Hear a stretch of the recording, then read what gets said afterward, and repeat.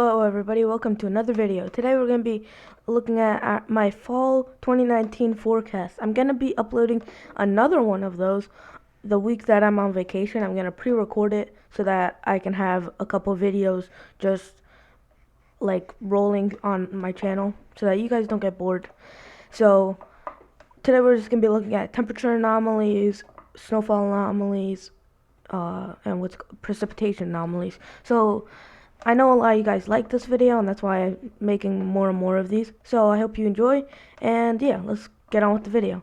So anywhere in this blue/purple, we have in below average temperatures. So in the lighter shade, we have slightly below average. So you could see temperatures anywhere from 1 to 3 degrees below average for the most part. Of course, you could still have some above average days, and you still have some really below average days. It's just that you're going to be, for the most part, below average. Then we have this darker blue shade that goes anywhere from the Midwest Central Plains and into the interior Northeast.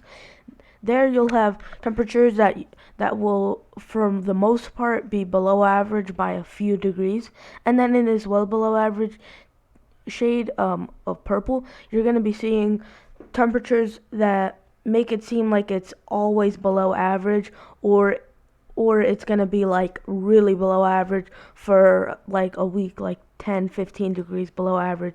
And then in this yellow for the west parts of southern Texas and southern Florida, you'll see temperatures that could be 1 to 3 degrees above average, and for the most part it'll feel above average, but you'll see some cold shots entering from Canada. So for the most part you'll be above average, but you won't be all the time above average. Here's our precipitation anomalies. You see we kind of have this shape that's for the southeast. You're really going to be the area that's going to see the most precipitation, and also for parts of the Rockies and parts of the Central Plains, you'll see not well above average, but noticeably above average. And then surrounding that, you'll see slightly above average. So in these areas, you could be wet/snowy. If you're in the mountains, you'll probably be snowy, but for the most part, most of you guys will be actually rainy, not snowy.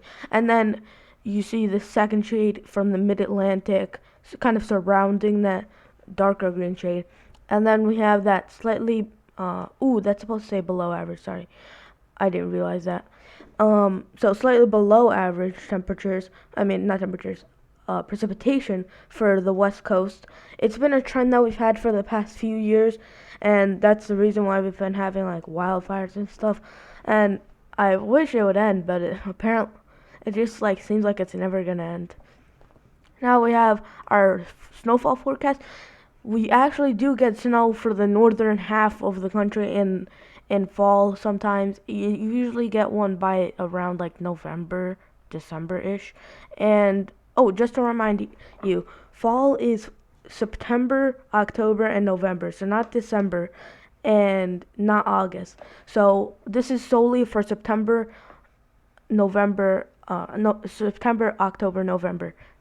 And that's why in November, usually this is where these blue areas will see some snowfall. And no area is actually below average. I wasn't going to put anybody below average, because if you do get snow, it's going to put you above average. So I wasn't going to take the risk and put somewhere below average, even though I don't know if they're going to actually get snow.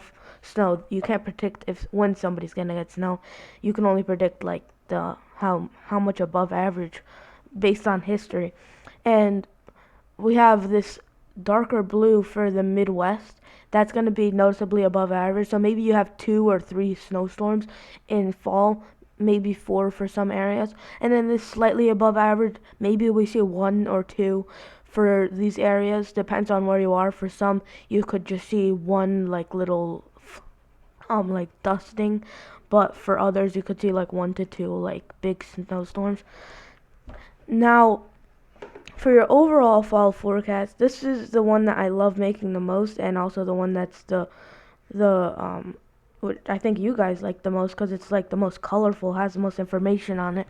And this one basically just summarizes the entire fall for you in just one map. So since it is fall and hurricane season doesn't end until November, that means that most of the fall you're gonna be in that hurricane season. So that's why I put a higher hurricane risk.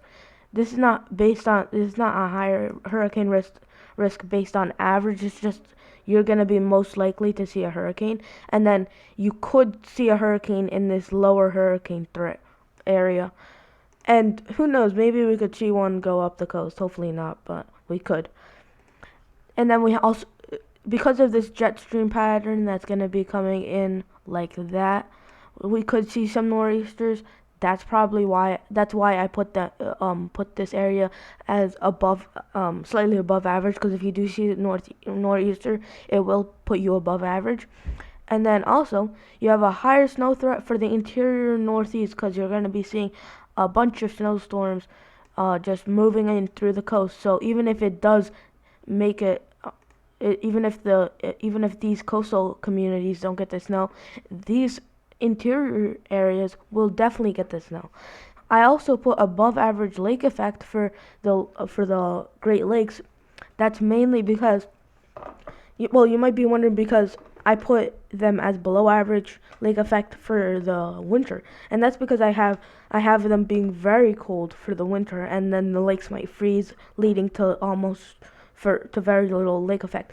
In the fall, you usually have a lot more lake effect, because the lakes are warmer, which means more snow is coming off the lakes. That's why. So I think you could see above average lake effect, mainly because these areas will be cold, but it'll be at the right temperature, I think, to produce a good amount of lake effect.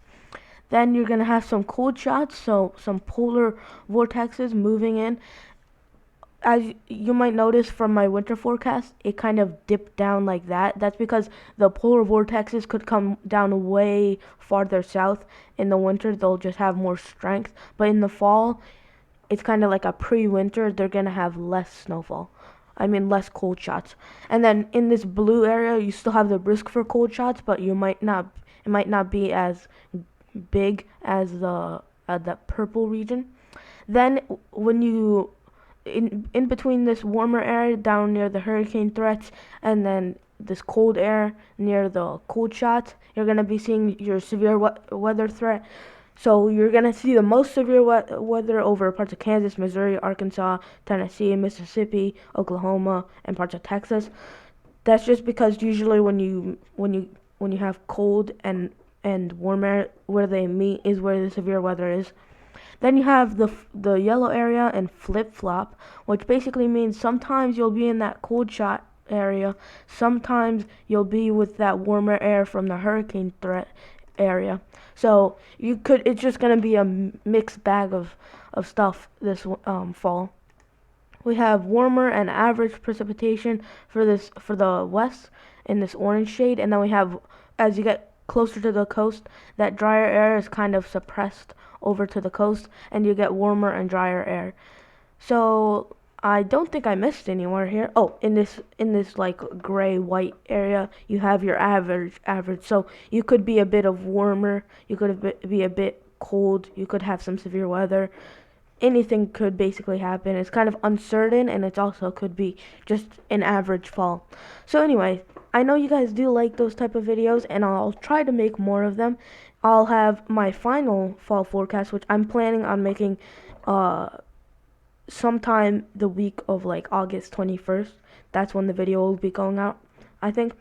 And that one's going to have month by month. So it's going to have your precipitation and temperature anomalies for every month, including September, October, and November. So those are the 3 months that I'll be doing that month by month thing. And then I'll do my overall forecast for like overall how much, like above average snowfall, above average, or like what's your precipitation, your overall forecast, stuff like that. So it'll be a jam-packed fall forecast, and make sure to subscribe to not miss that video, or else you might actually miss that video. And please leave a like. All that support really helps the channel, guys. I'll try to make more of these. And anyways, I'll see you in the next video. Goodbye.